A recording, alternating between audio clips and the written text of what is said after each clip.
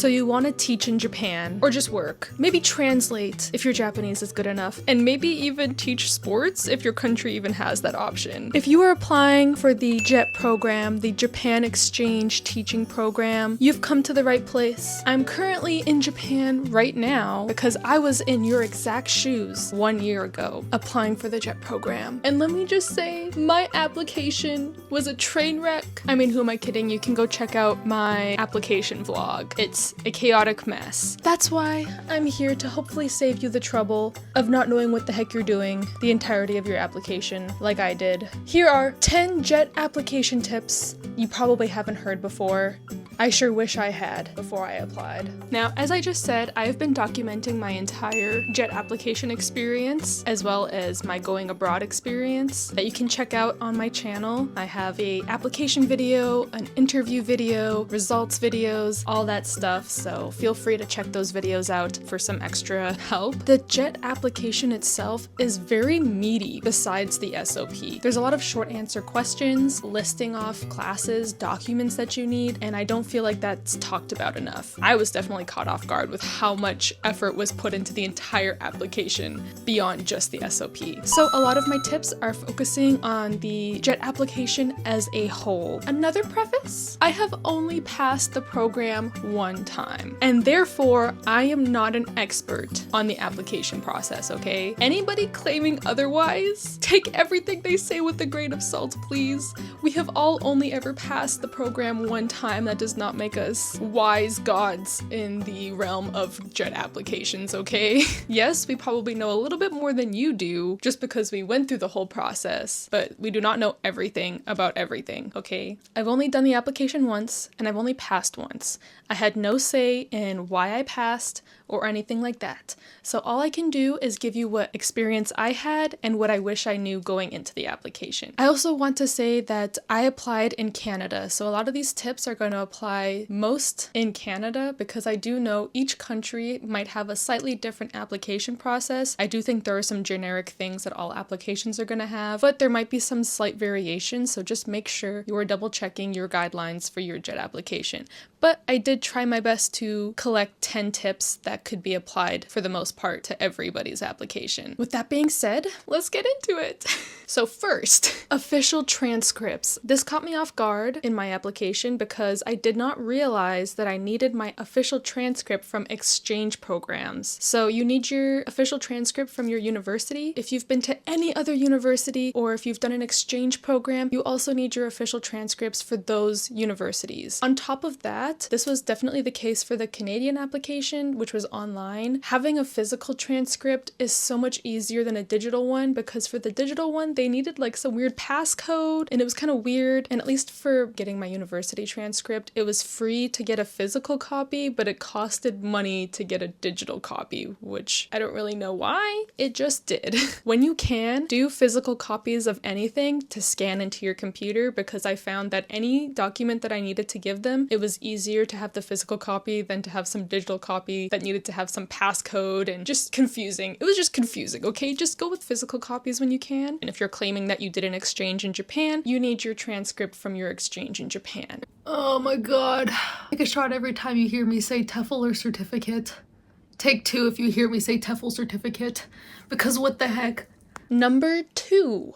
TEFL certificates. Should I do a TEFL certificate? Should I not do a TEFL certificate? I don't know. I might have to do a separate video talking about this if you want a separate video on the TEFL certificate, but long story short, I decided to do one. My timing for it was not good. I should have started it so much sooner. What I noticed on the application was there were 3 options, okay? You could check off either that you finished your TEFL certificate or that you were currently working on it. It's in progress. Or 3, you don't have a TEFL certificate. If you click in progress, it gives you like a little message saying that it needs to be completed by the end of the application time in order for it to count. So if you just click in progress, that basically seems to mean nothing. So your TEFL certificate needs to be done and you need to have your actual certificate before the application due date. The TEFL certificate is time consuming. It is a certificate. You have to do assignments and you have to study for it. There's a lot going into it and it does take time, especially if you're doing an online one. It can take time for you to get the actual certificate. certificate as well. So mine was a huge time crunch. I think I got my TEFL certificate like a couple days before the JET deadline, okay? If you are thinking of doing a TEFL certificate to put on your JET application, make sure you do that really far in advance. Even, it's not like it expires, so you could even do it the year before, do it a couple months before, just do it at a time where you have the ability to do it. Yes.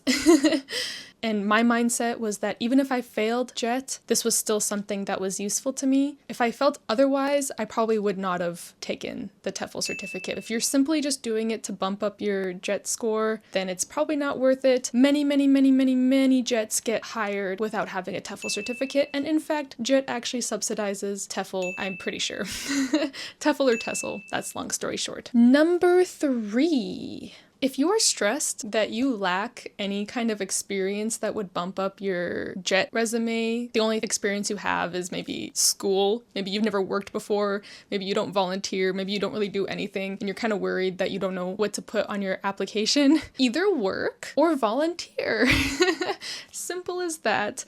I don't know how often I see on Reddit people like stressed that they don't have any relevant experience doing anything, and I know the job market is kind of difficult right now, so it is difficult to get positions that involve some kind of tutoring or education. So the best remedy is to volunteer, okay? I don't know how many opportunities have opened up to me because I volunteer so often at different places. The language school I just talked about that I volunteered at, I literally was able to not only put them on my SOP and my application, but I was also able to use them as a reference. And not only that, but I actually did get experience talking with ESL students, which was a huge help. And it also shows that you like to be part of the community. Anyways, please volunteer. Volunteer with like an organization that you're interested in. For me, I love like the environment and nature, so I like volunteering for nature-related organizations. I'm interested in meeting international students, so I volunteer for an English language school. Just find something that you're interested in and go volunteer, please. Start this like a year before you plan to apply, or even if it's like 2 years away or 3 years away. Even if you're not applying for JETs, please, volunteering is so good. Not only do you help the community, but you're building your experience and you're making connections. It's great. You don't get paid for it, but I feel like you can't go wrong. On that note, number 4, your reference letters should be the first thing on your to-do list. I'm so serious about this. There have been horror stories each year of JET applications getting immediately scrapped because somebody's reference didn't hand their reference in on time. This is basically one of the only parts of the application that is out of your hands. You are completely relying on another person to submit this on time, which is why it's so important to get it done as soon as possible. For me, I definitely left it a little bit too long. Thankfully, one of my references got it done immediately, which I really appreciated, but the other one, the original person that was supposed to be my reference, switched jobs, lost access to their email, so I lost access to the communication with them. So I had to scramble to find somebody else to be my reference. For the Canadian applications, it mentioned if you're in university, one of your references should be related to your university. I don't know if this is the case for everyone, but just double check your guidelines on this one. Also, this is a side tip that I didn't add in here. Don't be afraid to email JET, okay? I don't know how many times I asked JET questions, okay? I asked so many questions. If you're ever in doubt, just send them a quick email, okay? I already had my 2 references that I wanted. They were both from like an education background, which I felt was a bit more valuable than an environmental science professor. So I emailed JET and I asked if I can use this volunteer supervisor who's with the university, and they said that was fine. Even like before the application opens up, start asking your supervisors, your professors, managers, just give them a heads up that you're gonna need their reference for something. The sooner they can get it done, the better, because they have to submit all of that on their own. Okay, number 5. This one is the only tip I'm giving about the SOP right now, and it is to not rely on ChatGPT for your SOP. Please, don't let AI write your SOP. Yeah, that's basically all. Please rely on real people reviewing and reading your SOP. I'm not going to say I didn't use AI at all because the word limit is very strict. It's not that much, okay? So every sentence needs to be as concise as possible without losing its meaning. So I did occasionally use ChatGPT to help me figure out a way to shorten a sentence without losing its meaning, and I found that useful. The foundation of your SOP needs to come from you, and it needs to display your character. AI is not going to display you as a person, it's going to display you as a generic human, okay? So put some soul in it. Don't let AI write your SOP. Plus, I think you feel a lot better about yourself if you're able to look at this finished SOP and know that you put a lot of heart and soul into it. And I feel like that's more noticeable. Number 5. I kind of said this at the beginning of this video, but the application itself is quite meaty. I probably spent almost just as much time on the application part that I did on the SOP. There's a lot of writing in the actual application, and the character limits are extremely strict on the short answer responses, and it goes by character, not words. So it'll say like 150 characters, not 150 words, which tripped me up real bad. I wanted to make sure my short answers were concise and well written, so that actually took me quite a bit of time. They ask you to describe things like achievements. So if you've ever gone like scholarships or awards for anything, volunteer work, your previous jobs, of course. They also asked what my job aspirations are, so like what I plan to do in the future and how JET fits into that. I also had to list out all of my classes that relate to Japan. You know, if you want to save yourself any trouble, make a list of all the classes you've taken related to Japan right now. Get it over and done with so you don't have to think about it. Okay, number 6. This was probably the largest piece of advice that I should have followed myself. I had intentions to do this.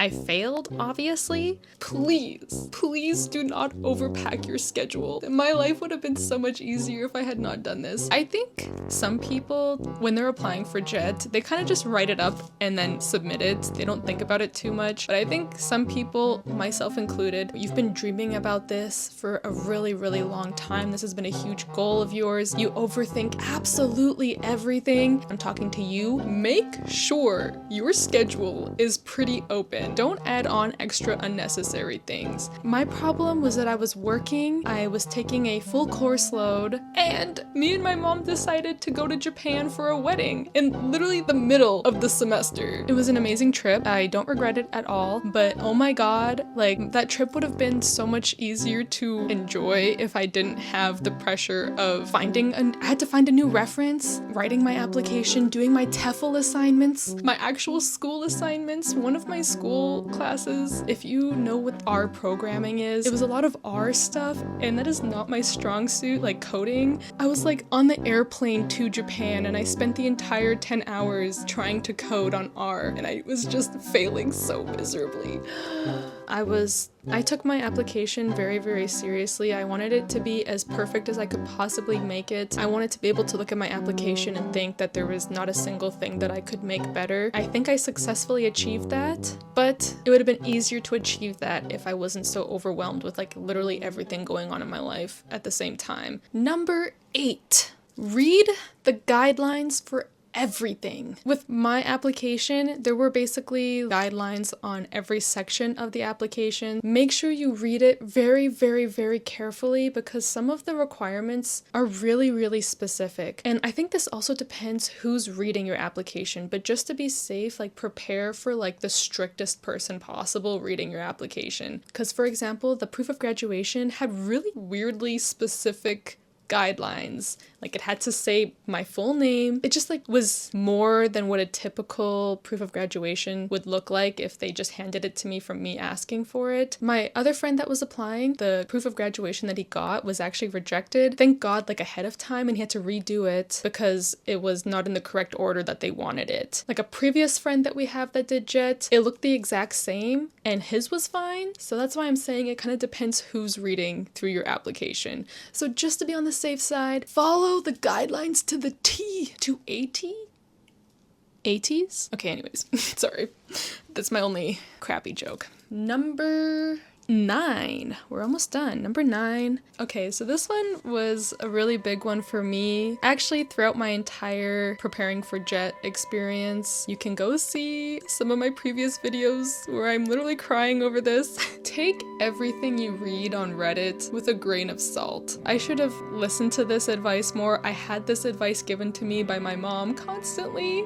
My boyfriend gave it to me constantly. Everyone was telling me this constantly. Kept ignoring it. If I listened to everything on Reddit, I technically shouldn't be here, I guess, in Japan teaching. I think Reddit is a good tool. I got some genuinely good advice from it, seeing what people's previous experiences were like for certain things, seeing that other people are stressed out about the exact same things I'm stressed out kind of gave me a sense of community, getting tips on things, asking for advice. I think it has its place as a tool, but it is also a place where the most grouchy gather. That can gradually eat away at you, constantly reading things online like JET sucks or like this happened to me on my JET experience. Just like reading stories that make you question if this is even a good decision or not. Am I just a loser for even doing JET? Like, do only losers go on JET? I don't know. Like, are other JET participants gonna be mean? Statistically, it is likely that out of like 1,000+ JETs that come here every year, a few of them are bound to have negative experiences. But unfortunately, those few people are probably gonna turn to Reddit to talk about their problems because I think I would. So it doesn't paint a good picture of the entire experience, and I definitely spiraled multiple times because of the things that I was reading on Reddit. I don't know if I'm describing this as well as I would like to, but okay, number 10 is a little anticlimactic, but I do have a bonus one that's gonna come after that anyways, so this is just the order that I happen to write all these tips in. Okay, so my tip number 10, write a giant to-do list. There are a lot of little parts of this application, and it's a little overwhelming how many small things there are to do. And if you're also the kind of person that gets easily tired from like a bunch of like small things stacking up, but you feel re-energized at the idea of being able to check each one of them off, write a large to-do list. I use the sticky note method where I have my daily notebook that I carry around with me all the time to write all of my notes in. I get a sticky note, I stick it in, and I write my to-do list for that day. And it stays there until I finish it. And then usually when I do finish it, I'll put it at the back of my notebook, and then I can gradually see everything get thicker and thicker with things that I've done, and it's satisfying. So that's how I found a way to get things done. So I recommend you make a master to-do list. It'll be a little less overwhelming, more satisfying. It'll be harder for you to miss something. So technically those are my 10 tips, but I have one last bonus tip for you. This one is specifically for people who A, have a medical condition, especially an ongoing one, or B, a criminal record.